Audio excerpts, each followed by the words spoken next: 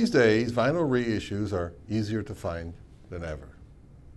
For many classic albums, they're a solid option, and depending on the title, sometimes the only realistic one. And over the past few years, I've picked up a fair number of these reissues from places like Amazon, Rhino Records, and Acoustic Sounds. And some are quite good. And for the price, they can make a lot of sense. Still, as convenient as online shopping is, nothing beats the experience of digging through racks and bins at local record shops or fairs.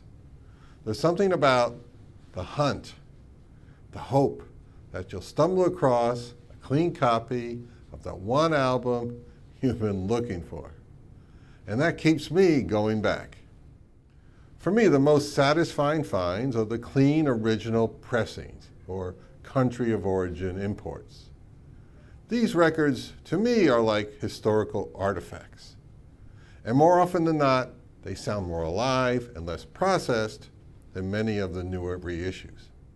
That said, I still do buy some reissues, for a few good reasons. Finding a clean, near-mint or VG Plus original can be a challenge sometimes, and the really desirable ones can get expensive fast. Plus, a lot of modern reissues are quiet and they're well mastered, and in some cases, even outperform the originals. When I have multiple copies of the same album, I like to do non-scientific, informal shootouts by switching back and forth between pressings to figure out which version sounds best to my ears in my system. And to get the most out of those comparisons, you need a capable front end. That includes a solid turntable, a good cartridge, and just as importantly, a Phono preamp that can reveal the differences. For this shootout, I'm using the new iFi Zen Phono 3 that I've had for a couple of months.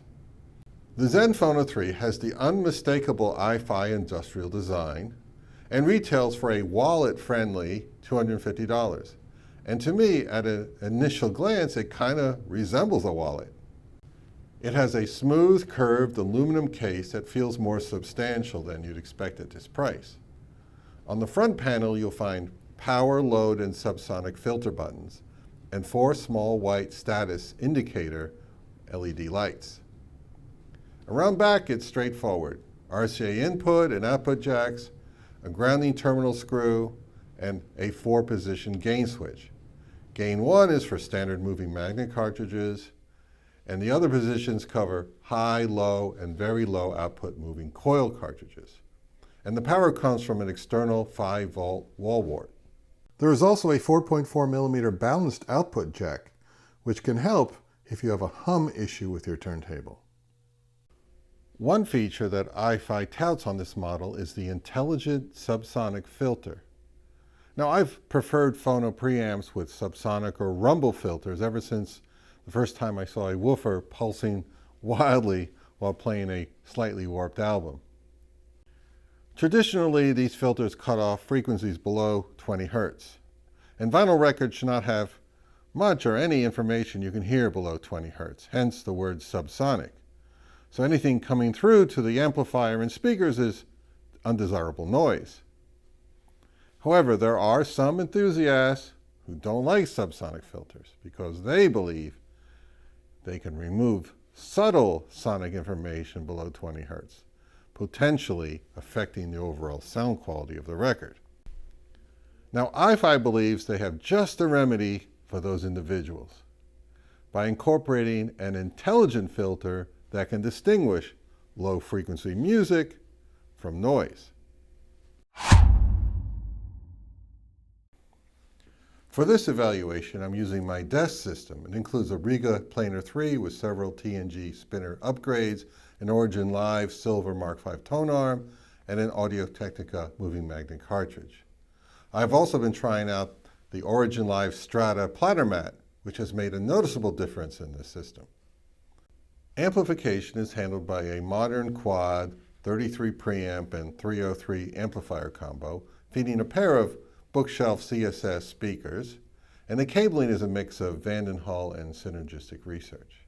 I'll be using the Zen Phono 3 to compare different pressings of a few familiar albums, deciding which ones will earn their spot in my collection and which ones might be ready to move on from. A good phono preamp should be able to let those differences shine through clearly. Sorry for this interruption, but according to my YouTube stats, currently 90% of individuals who watch my videos are not subscribers. So I take from that YouTube is not showing subscribers my new episodes. So I suggest that if you enjoy my kind of content, please subscribe and enable notifications. So when I put up a new one, you'll know about it. Thanks. Phono preamps are the definition of set it and forget it. You dial them in once, maybe revisit them if you change cartridges, and otherwise they just get on with the job. The iFi Zen Phono 3 makes that job easier than most with a button on the front panel that handles cartridge loading. So there's no need to flip the unit over or fumble with tiny dip switches buried inside. And I do prefer units with subsonic filters, and having an intelligent one rather than a dumb one sounds like an improvement. But I was not really able to demo that feature. iFi calls this a fully balanced design, and they recommend going with a 4.4mm to XLR cable rather than sticking with standard RCA interconnects. Sadly, I don't have one of those cables on hand to try it out. On my desk system where I did the record shootouts, the iFi went head-to-head with the built-in phono stage of the $1,600 Quad 33 preamp. And the Quad was forward and lively and a little in your face compared to the Zen Phono 3 that was more laid back and more neutral. Later, I moved it over to my main system. And this is a Lind LP12 with an Audio-Technica moving coil cartridge, feeding the same Quad 33 preamp and now a pair of Quad 303s running as monoblocks into the Magnepan loudspeakers. Now I brought in the low-budget contender, the Fosse Audio Box X5, a $110 unit that supports moving coil carts and is in a simple metal box. And the Fosse holds up shockingly well. It's got energy, detail, and impressive low-end performance. Where it starts to show its price is in the spatial stuff, the depth and instrument separation that I look for. Compared to the Zen Phono 3, it's about 80% of the way there. But the Zen fights back. It wins on build, features, and sonics. It offers more clarity, better instrument separation, and that extra bit of finesse that the Fosse lacks. Though I did find that the Fosse had a touch more bass punch. Then there's my everyday phono preamp, the $500 Parks Audio Waxwing. Now, it's a different beast entirely. This one digitizes the analog signal from your turntable, adds some DSP, and outputs analog through its own internal DAC, or via a digital output to an external DAC of your choice. Now I run mine into a Hollow Audio Spring 3 DAC. For this comparison, I kept things as fair as I could. I used the internal DAC only, the digital processing was turned off, the nice stuff, and the Zen Phono 3 still held its ground. The Waxwing edged out the iFi with a smoother upper mid-range for me, like for horns and electric guitar solos. It was so close that it was almost a toss-up. The iFi Zen Phono 3 makes a compelling case for itself. It's ideal for someone who wishes to leave the built-in phono stage world, or maybe for the new vinyl enthusiast who wants something a bit better and smarter, and will likely stick around for a few years. It's easy to live with, well made, and sounds excellent, especially at the price. Let's be clear right out of the gate. I can only compare records that I own, and I've picked a few popular rock classics, some of which have seen more reissues than I've had cups of tea this week.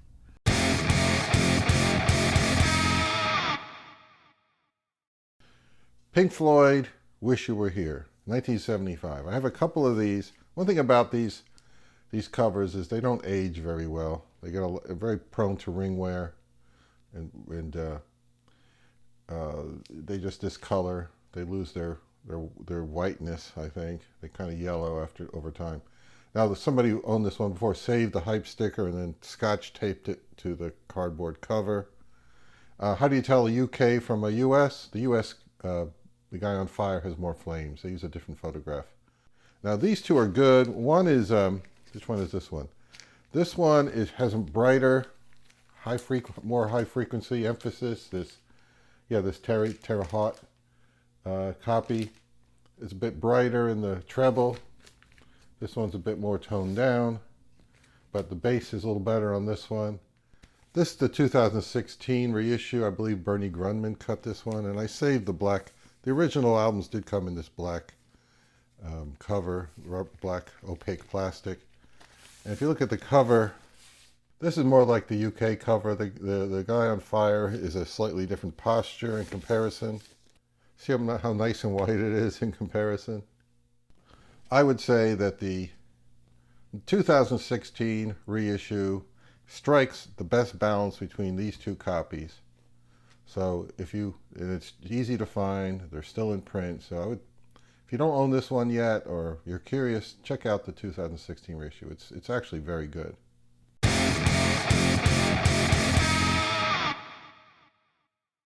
Prince Purple Rain. This is the 1984 original with the hype sticker. Somebody scotch taped on. No, mine does not have the poster inside, unfortunately. Those things are hard to find. Usually people stuck them on their wall and they never put them back in the record. And I have the 2017 Kevin Gray reissue. Now this does have the poster. It's a nice package. It has the foil finish here around the edges, not the white. I don't know if some of the originals had this foil, or was a later thing on the reissue they did. This has a hype sticker as well. They replicated the label nicely, and this is good. Kevin Gray is a great engineer, great mastering engineer. But head to head, when I compared them on the turntable using the iFi Zen Phono 3, I preferred the original. I thought the reissue sounded a little recessed. I think Prince's voice seemed to have a bit more echo on it. This is more in your face, more up front. I just enjoyed it more. It was a little louder. So yes, if you can get that one's perfectly good. Everyone who owns it seems to be happy with it. If you go online, people seem to like it. But if you can get a hold of an original, in my opinion, it's a better sounding copy.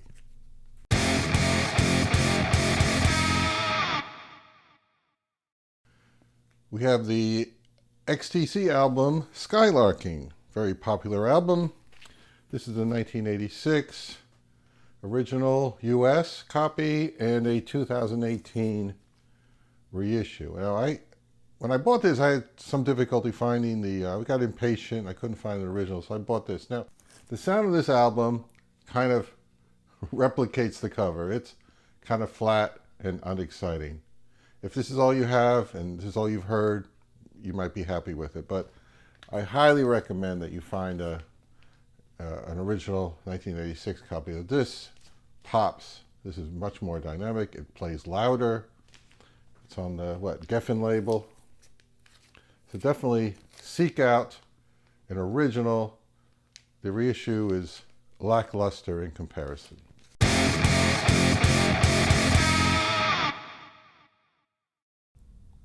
The Cure, The Top.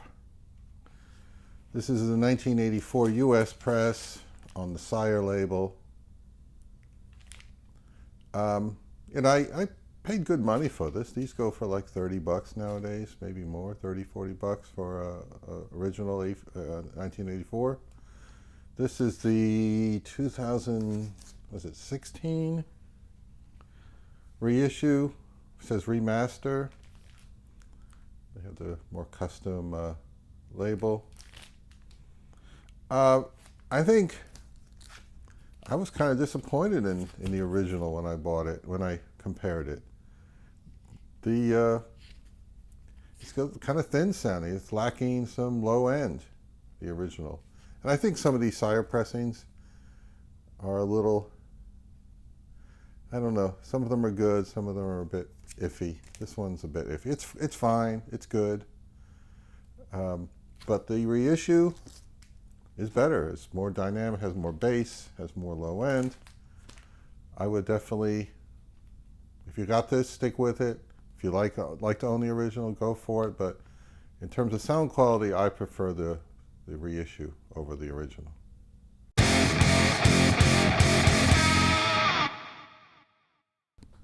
Jethro Tull Aqualung. No one ever said ever this is a audiophile recording. I have a couple of older copies. I have a 1972 German on the Island label, pink rim. You would think that would be good, right? I got the US 1971 on the Reprise record label. Is that how you say it? Reprise. Anyway, and I have it says on the cover, the Rhino, says here 2011 Steven Wilson remix. We actually took the original multi-track tape and remixed it. Now this one came out, this is a reissue that came out in 2022.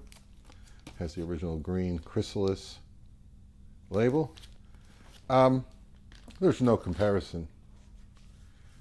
These are okay, perfectly fine, and this is what you're used to.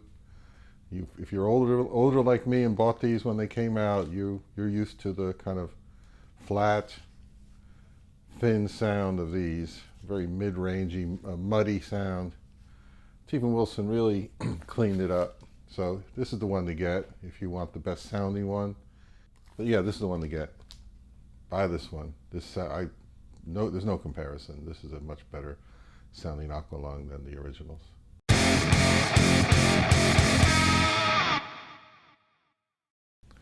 Iggy Pop the Idiot. 1977 original. Now these are not easy to find, and if they're clean, they're pretty pricey. I recently picked this one up, and it was a good deal because the cover is a mess, but the vinyl inside is pretty good. And this is the 2017 Virgin reissue of the album. Now they claimed, I think, that it was done from the original master tapes. Yeah, I paid 20 bucks for this one back a few years ago. Yeah, it's on the Virgin label. And it's okay. It's okay. I listen to it every now and then. It was fine. But this original RCA, let me take it out of the sleeve with the black RCA label. Definitely sounds a bit better. Definitely sounds better. And just not, once again, this is not a audiophile recording, but head to head on this setup, I did prefer the sound of this one. If I could find a cleaner one, I'll upgrade. But for now, this is my go-to copy compared to the modern reissue.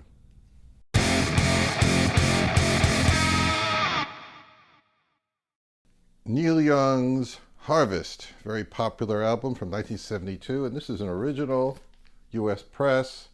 It's got this textured cover on the Reprise record label. Sounds fantastic. Obviously it's 53 years old now, so there's a little bit of surface noise, but it really is very dynamic, and you can pick these up fairly inexpensively, 15 bucks or so. There's a lot of them out there from my experience. Now this is the 2009 reissue by Chris Bellman, I believe, mastered from the original tapes. They replicate the texture of the album very well. They replicate the album cover, the label very well. The original sounds fantastic. Really is very dynamic. And if you have this, you'll be very happy, obviously. But this reissue is better. This is louder, it's more detailed. It is really, really good. And if you go online, people will say the same thing.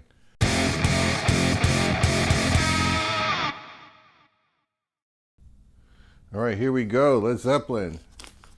Physical Graffiti, 1975 original, US press, versus this Walmart exclusive 2022. Remember, these were going for 15 bucks in that sale they had back then.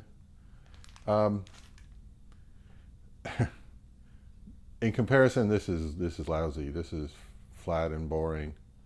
The only appeal to it is that it's quiet. Finding a clean physical graffiti is not that easy. Did I pay 40 bucks for this? I mean, it's not even that, it's not a super clean copy. I think that's why I kind of took a chance on that, but this blows it away. The original 75 US blows away this 2022 reissue. So the only reason you want to get one of these reissues is because they're not beat to crap. Like most of the ones you see out in the bins of this album. I saw a clean one for 50 bucks the other day, but I didn't feel like spending the money. But yeah, this is the one to get.